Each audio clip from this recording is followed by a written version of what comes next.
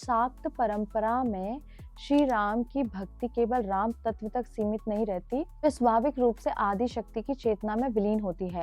रावण वध से पूर्व श्री राम द्वारा की गई गहन तपस्या इस सत्य को स्वीकार है कि चेतना शक्ति के अभाव में क्रियाशील नहीं हो सकती।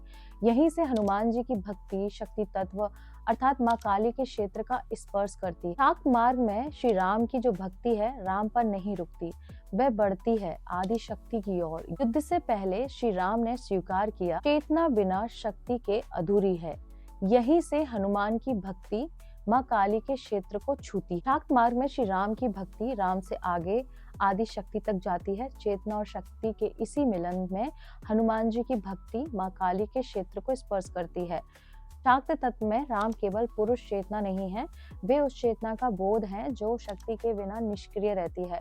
रावण से पूर्व की तपस्या किसी भारी विजय के लिए नहीं, बल्कि चेतना द्वारा शक्ति को आमंत्रित करने का विधान थी।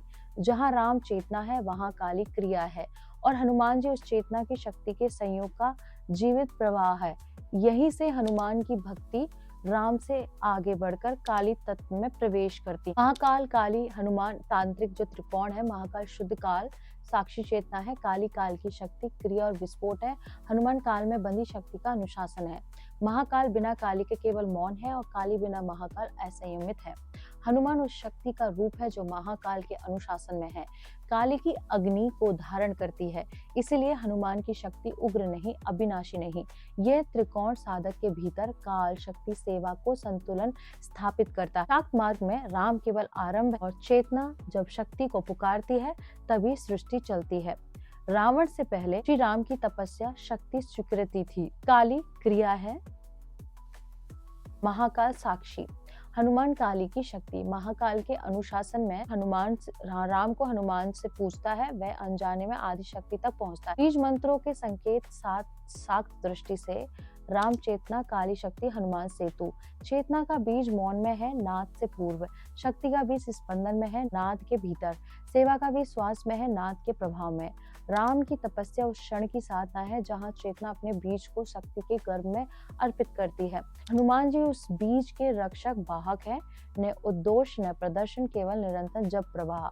जहाँ श्वास स्थिर हो वहाँ बीज स्वयं प्रकट होता है। कुंडलिनी मूलाधार और भैरव लिंग क्या है? शक्ति की निद्रित क्षेत्र नहीं बल्कि संयम की परीक्षा भूमि है। वहाँ काली कच्ची शक्ति है, भैरव अनुशासन है और हनुमान साधक का संकल्प। यदि काली बिना भैरव के जागे तो विनाश लाती है, यदि भैरव बिना काली के रहे तो शून्यता रहती है।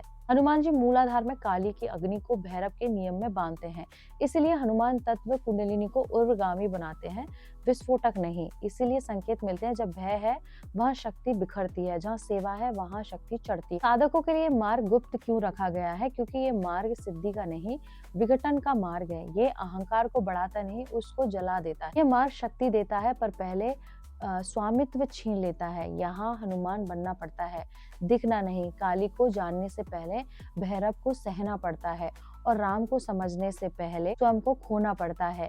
इसलिए ये मार्ग ग्रंथों में नहीं है, साधक के भीतर रखा गया है। जो सह सकता है उसी को सौंपा जाता है। मौन जप का अर्थ है शब्दों को रोकना नहीं है, बल्कि उस स्थान पर टिकना है जहाँ से शब्द उठते हैं।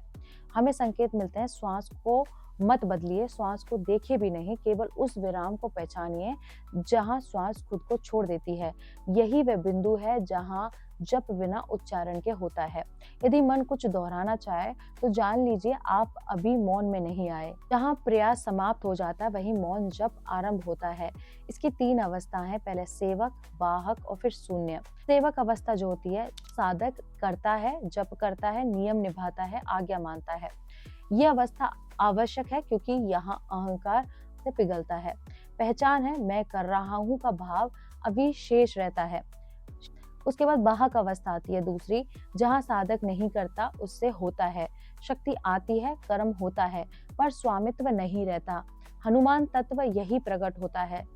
पहचान होती है कि कार्य होता है पर कर्ता नहीं मिलता। उसके बाद तीसरी शून्य अवस्था, यानी सेवक बचता है न वाहक, केवल उपस्थिति रहती है। यह सिद्धि नहीं, यह विसर्जन होता है।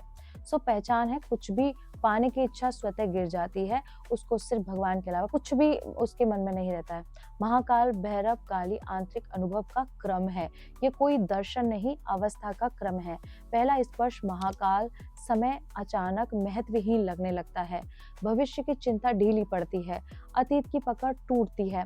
उसके बाद साधक जल्दी में नहीं रहता। दूसरा स्पर्श भैरव होता है, भीतर के भय सामने आने लगते हैं, भागने का विकल्प नहीं रहता, सहन करना पड़ता है। संकेत होते हैं, साधक डर से नहीं भागता, नहीं उसे नकारता। उसके बाद तीसरा स्पर्श है काली, जो असत्य है वह कटने लगता है, संबंध, पहचान, धारणाएं।